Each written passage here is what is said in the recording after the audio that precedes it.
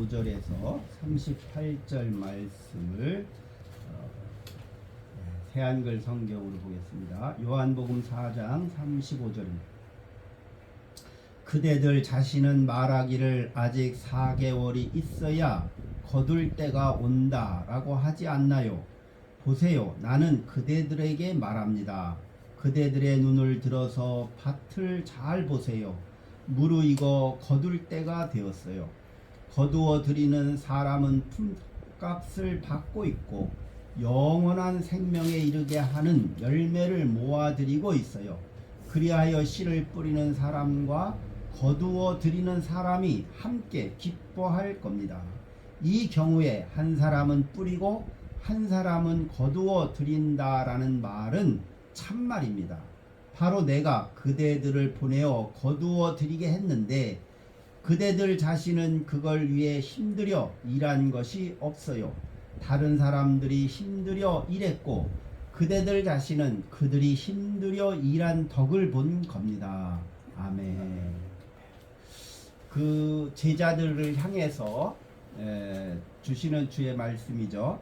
그 사마리아 여인과의 대화가 끝나고 이제 제자들이 먹을 것을 가지고 돌아와서 예수님과 우리 이거 다른 사람들이 오니까 빨리 먹읍시다 라고 했을 때 예수님께서 제자들을 향해서 한 말입니다.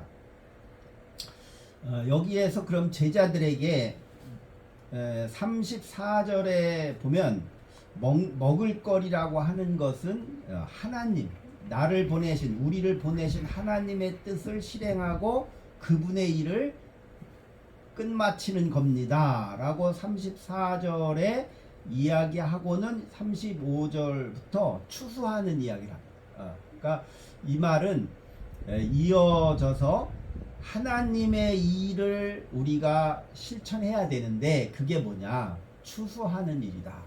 그런 뜻이에요.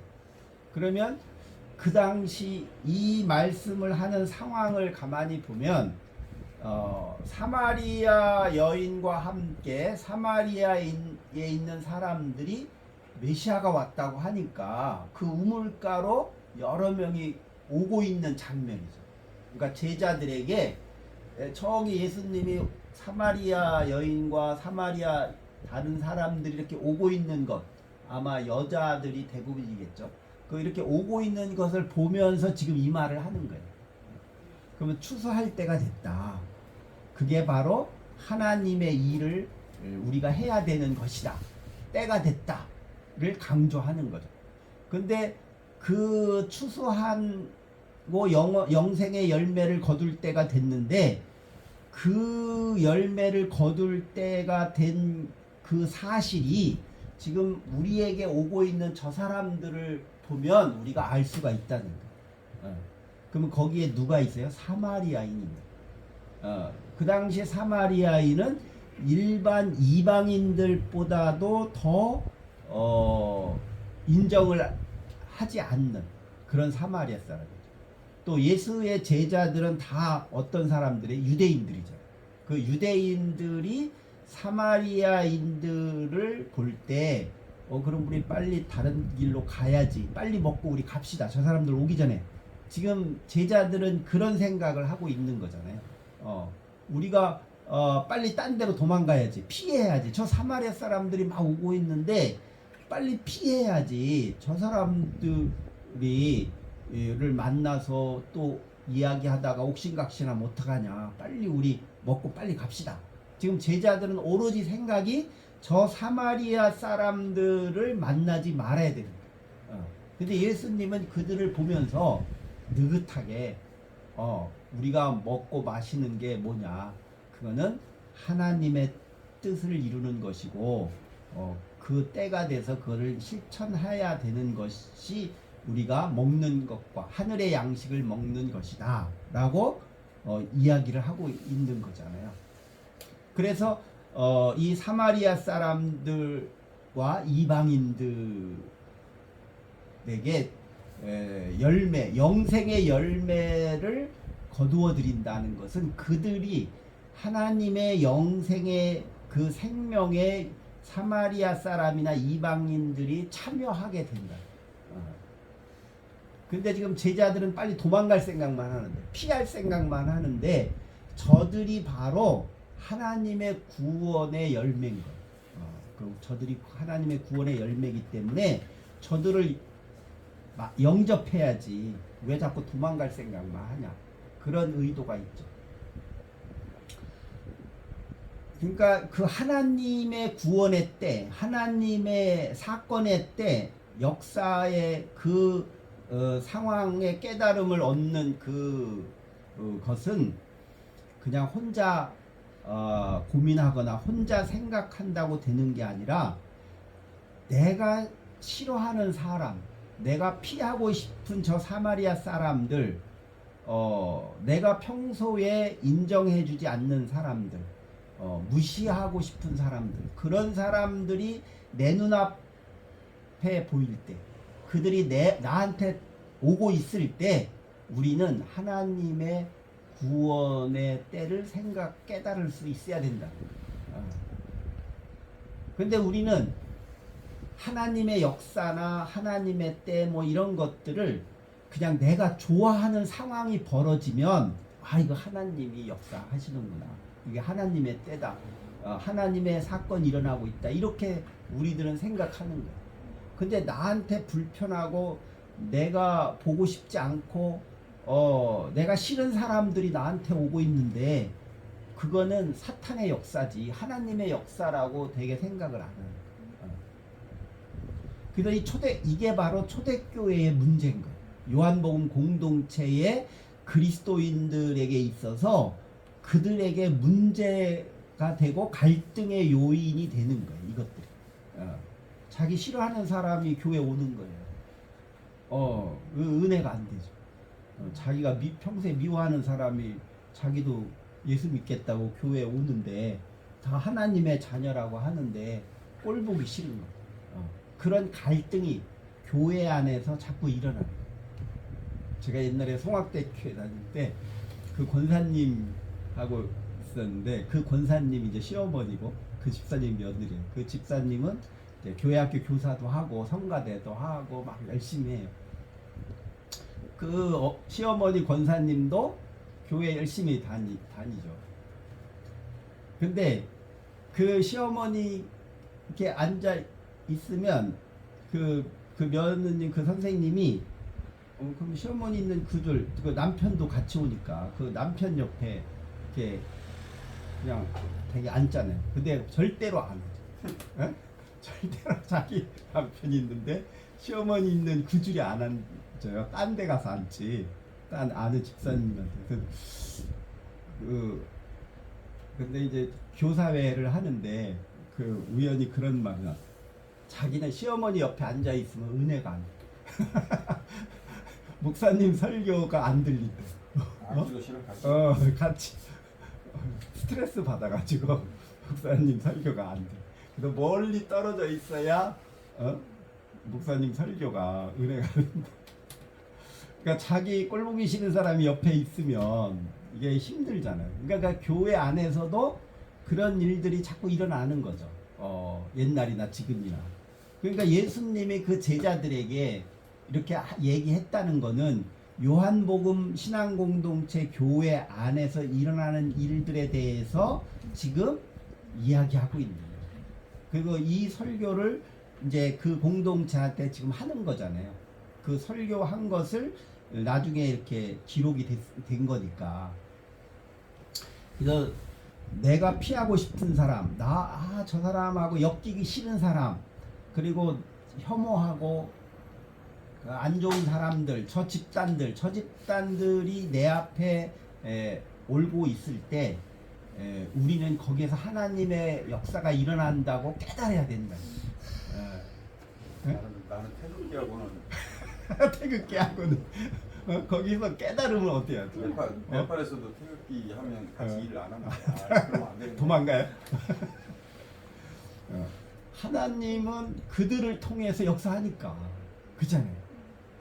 그러니까 태극기 부대를 통해서 사실은 한국 교회에게 경고하는 거잖아요.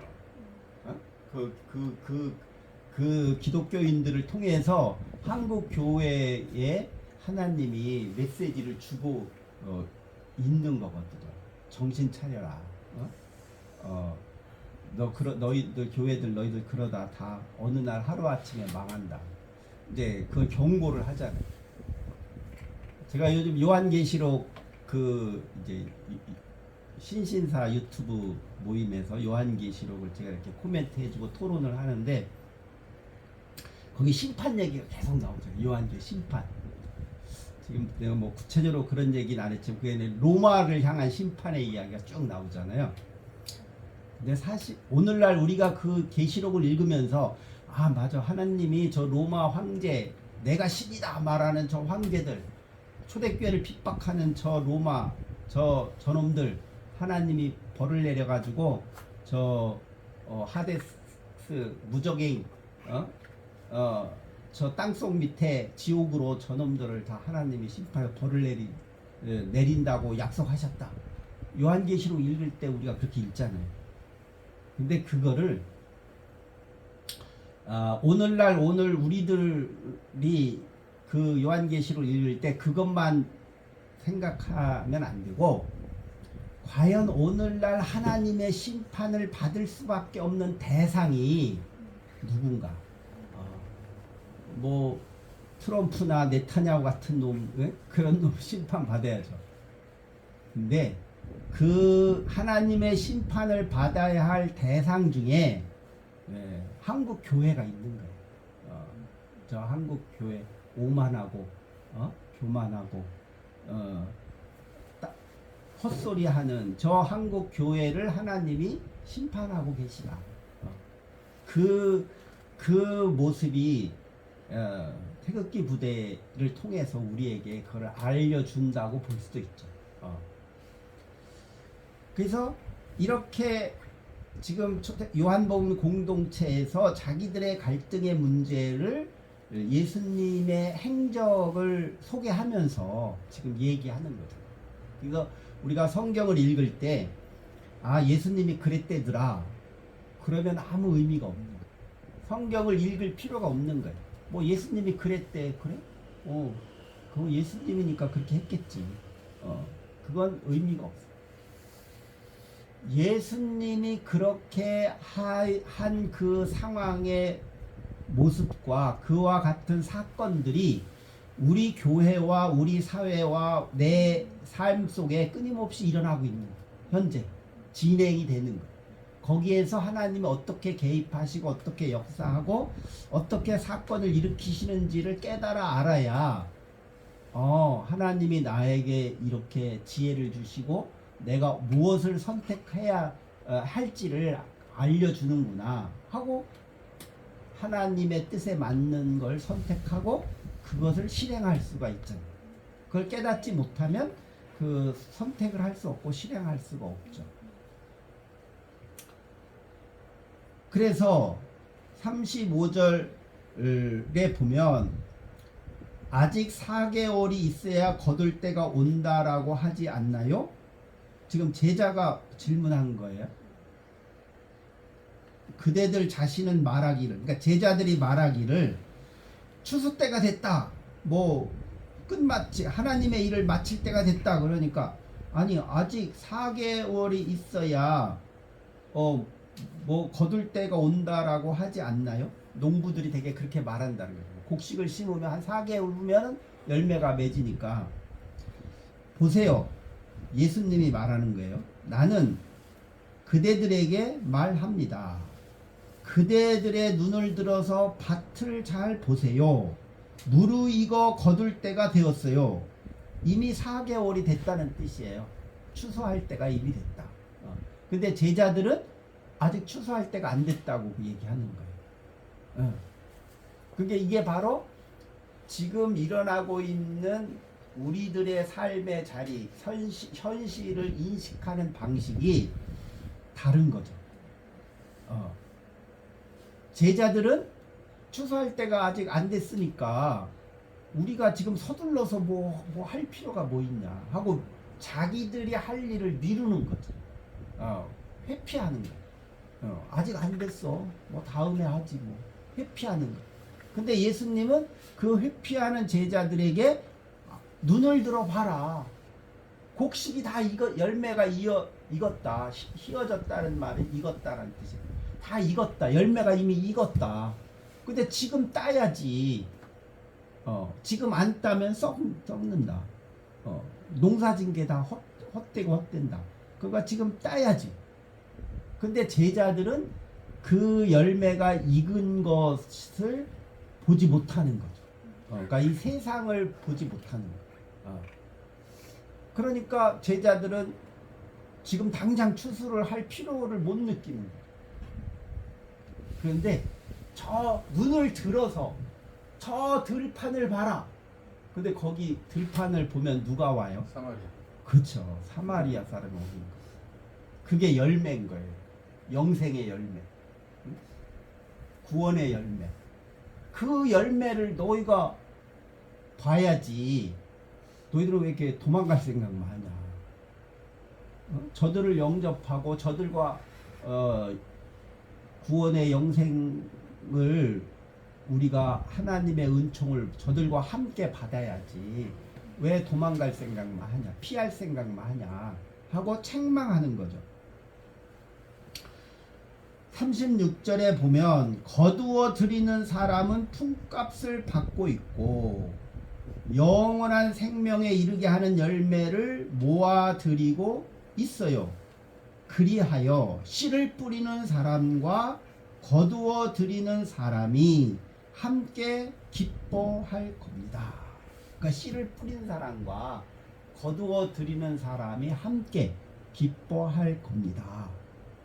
라고 얘기하는 거예요. 그러면 지금 추수한다는 거는 뭐예요? 하나님의 구원의 역사를 이루고 거기에 참여하기 때문에 우리들이 함께 기뻐할 때가 된 거예요. 기뻐할 때가. 근데 제자들은 그 기쁨의 때를 맞이할 준비도 안 하고 그렇게 하려고도 안 하고 그 자리를 피하려고 하는 거예요. 기쁨의 때를 놓치는 거죠. 그래서 하나님의 구원의 사건, 하나님의 역사 이런 것들은 진정으로 우리가 깨달으면 우리가 기뻐하고 감사할 수 있는 현실인 거예요. 그게 그 현상들을 보면서 우리는 짜증내고 그러지만 우리가 깨달아서 그 현실을 보면 그 현실이 짜증나는 현실이 아니라 기뻐할 수 있는 현실이에요. 왜? 거기 하나님의 구원이 일어나니까. 이러한 때를 우리가 깨닫지 못하고 살고 있다고 하는 거예요. 그래서 요한복음 공동체 교회를 향해서도 왜 우리가 이 세상을 보면서 왜 로마 놈들은 우리를 핍박하고 우리 모이지도 못하게 하고 우리가 동굴에 있어야 되고 숨어 살아야 되고 막 이렇게 고통을 주냐. 아니 뭐 예수 믿으면 구원받는다는데 왜 이렇게 고통을 주냐라고 불평불만을 하는데 지금 이 때가 기뻐할 때다. 기뻐할 때. 왜? 하나님의 구원이 막 일어나니까 기뻐할 때다라는 거예요. 그럼 여기서 씨를 뿌린 사람들이 누구일까? 씨를 뿌린 사람. 대개 우리는 성경을 읽으면서 제자들이 복음을 전하러 땅끝까지 가서 제자들이 씨를 뿌리는 사람, 복음을 전하는 사람, 교회가 열심히 복음을 전했다고 말하잖아요. 근데 요한복음 공동체에서는 이미 씨를 다 뿌렸다는 거예요. 이미 하나님께서 이미 사람을 보내서 씨를 다 뿌렸고 우리를 가서 걷어들이기만 하면 된다는 거예요. 그런데 우리들은 선교한다, 씨를 뿌려야 된다고 생각만 하지 거두어 드린다는 것은 다른 사람이 할 거야. 그렇게 생각하잖아. 근데 그 교회 공동체에서 요한복음이 강조하는 거는 이미 하나님이 다 씨를 뿌려놨다. 다른 사람 통해. 그럼 지금 때는 뭐냐? 우리가 거두어 드릴 때. 하나님의 구원을 깨닫고 그 하나님의 구원이 이루어지도록 거기에 우리가 참여하는 거죠. 그 수확에 참여해서 하나님의 영원한 생명의 나라가 이루어지는 것을 우리가 거기에 동참해야 된다고 하는 거예요. 그러면 이 씨를 뿌린 사람들은 누굴까? 그리고 하나님이 누구를 통해서 이렇게 씨를 뿌려놨지? 누구일 것 같아요? 씨 뿌리는 사람. 이미 다 씨를 뿌려놨대요.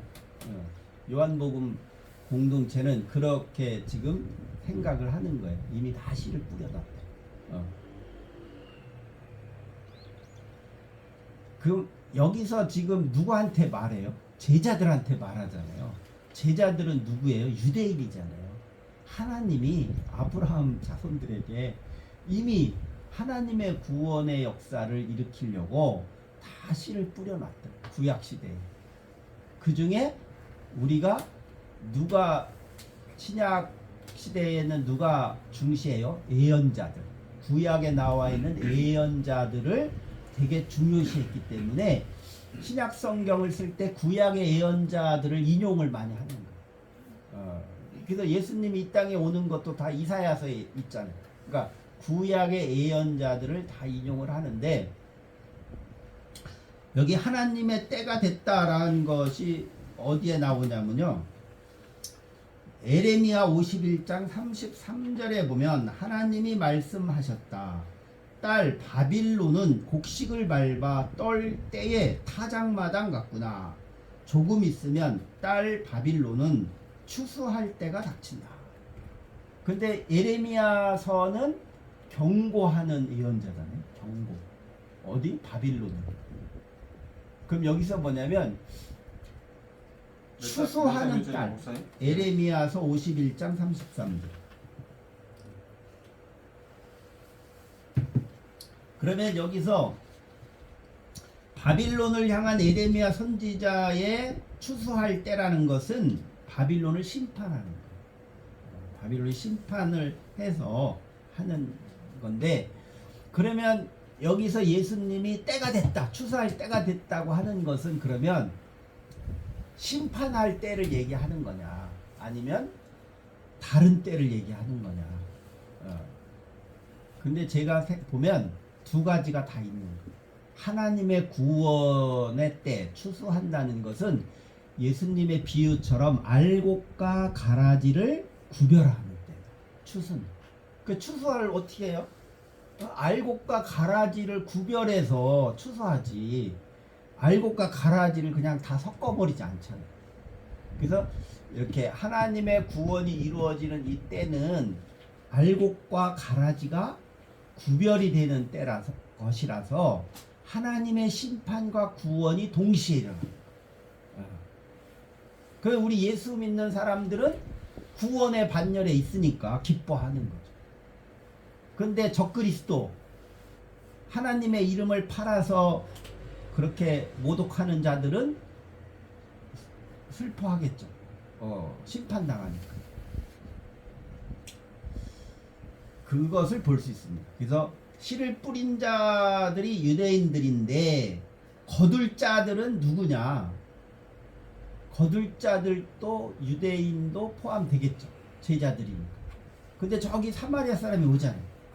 그러니까 저들도 우리가 같이 추수할 수 있는 사람들이라서 저 이방인들, 사마리아인들, 저 우리가 혐오하는 저 존재들, 저들도 바로 우리와 함께 추수할 동역자인 거예요.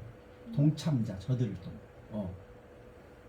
그래서 마가복음에 보면 강조하는 것이 그 유대인들이 혐오하는 자들의 대상이 여기 요한복음에는 사마리아인으로 이렇게 나와 있지만 마가복음 전체에서 나오는 것들은 대부분 사마리아 사람보다는 그 당시 떠돌이 다니고 비주류고 그 주류에서 밀려난 외국에서 들어온 사람들, 가난한 사람들, 병자들, 이런 사람들은 그 사회에서 소외당한 사람들, 그 사회에서 인정받지 못한 사람들이 점점 많아지기 시작을 했는데 초대교회 때 그 사람들을 그 마가복음 기자는 오클로스라고 그랬어요. 그들의 명칭을 저 사람들은 오클로스야 라고 명명했어요. 그래서 민중신학자 안병무 박사가 그 오클로스들을 통해서 하나님의 구원의 역사가 일어난 것을 증언한 것이 마가복음이다. 그와 같이 하나님의 구원은 저 오클로스를 통해서 하나님의 구원이 일어난다고 본 거예요. 그게 우리 한국 사회에서는 바로 민중이다. 그래서 민중들에 의해서 민중 안에서 하나님의 구원의 사건이 일어난다고 본 거예요. 그래서 십자가의 구원의 사건, 부활의 사건, 이 모든 하나님의 사건들이 이 민중들 안에서 일어나고 있다. 현재 일어나고 있다라고 보아야 한다는 거죠. 그래서 현재적인 하나님의 구원의 때를 우리가 강조해야 된다는 거예요. 그래서 이 열매를 거두어 드리는데 36절 끝에 뭐라고 나와요? 함께 기뻐할 겁니다. 이게 이제 메시지죠. 함께 기뻐할 겁니다. 근데 유대인들은 어떻게 생각했어요? 메시아가 오면 저 로마 다 물리치고 하나님이 통치하는 시대가 와서 이스라엘이 강대국이 돼서 우리가 기뻐할 수 있는 그런 세대가 올 것이다. 메시아가 오면 그렇게 믿고 있죠. 근데 그걸 지금도 믿고 있죠. 그래서 이스라엘이 강대해져서 저 이슬람교를 믿는 놈들 다 물리치고 우리 이스라엘이 중동 지역을 다 점령을 해서 이 강대국이 돼야 되는데 그 메시아가 오면 그렇게 될 수 있다고 지금도 유대인들은 그 메시아를 기다리고 있는 거예요. 그 네타냐후 같은 인간이 내가 바로 그런 역할을 할 수 있는 사람이다. 나를 감옥에 가두려고 하지 말라는 거죠. 내가 이 팔레스틴 지역을 내가 다 점령을 해서 강대국을 만들어 거니까 나를 감옥에 보내지 말라고 하는 거예요. 전쟁을 계속 하는 거예요. 그래서 교회는 이렇게 내가 혐오하고 싫어하고 소외시키고 저 인간들을 통해서 무슨 하나님의 구원이 이루어질 거냐라고 판단하는 그 사람들이 하나님의 구원에 참여할 사람이고 그들과 함께 우리가 기뻐해야 된다는 거예요. 그러면 그들은 교회에 온 사람도 그들이고 아직 교회에 오지 않은 사람도 그들인 거예요. 교회에 온 사람만 구원받는 게 아니라 교회에 오지 않은 사람도 하나님의 구원이 거기에도 있다고 보는 거예요. 초대교회는. 그래서 그 사람들이 다 우리가 함께 기뻐할 사람들이다. 그래서 그들과 함께 하나님의 뜻을 이루고 하나님의 구원을 이룰 수 있다 하는 거죠. 그래서 38절에 보면 이미 하나님 많은 사람들을 통해서 하나님이 이미 구원을 이루었어요. 그 열매를 따고 추수할 수 있게 다 준비를 다 해놨어요. 길을 다 닦아놨죠. 그래서 당신들은 제자들에게 하는 말이에요. 그대들은 이 말은 또 누구예요? 요한복음 그리스도인들에게 하는 말이에요. 우리 요한복음 공동체에 있는 당신들은 다른 사람들이 힘들여 일한 덕을 보는 겁니다. 그럼 여기서 하나님이 구원의 역사를 준비해 놓은데 동원된 사람들이 누구냐? 유대인만이 아니라는 거예요. 유대인만이 아니라 이렇게 우리 사회를 지탱하고 있는 수많은 사람들, 이방인들, 다른 종교를 믿는 사람들까지도 다 하나님이 역사에서 구원의 길을 다 닦아놔서 우리는 그들에게 가서 열매를 따는 추수하는 것뿐이다. 그 사람들의 덕을 보았기 때문에 이거 다 내가 전도해서 내가 구원받게 한 거다라고 그렇게 너희들이 교만하면 안 된다. 너희들이 이렇게 오만하면 안 된다. 다 하나님이 다 역사해 놓은 거를 우리가 가서 덕을 보아서 우리가 거기에 참여한 자가 되었다라고 너희들이 겸손해야 된다는 거예요. 이처럼 하나님의 구원이 우리가 알 수 없는 방법으로 하나님께서 다 준비해 놓으셨다. 그래서 우리가 거기에 참여해서 그들과 함께 우리가 기뻐하는 그런 신앙 공동체를 우리가 이루어 가야 된다 하는 메시지를 주는 것입니다. 기도하겠습니다. 사랑과 은혜가 충만하신 하나님 감사합니다. 하나님께서 이렇게 하나님의 구원의 때를 알게 하시고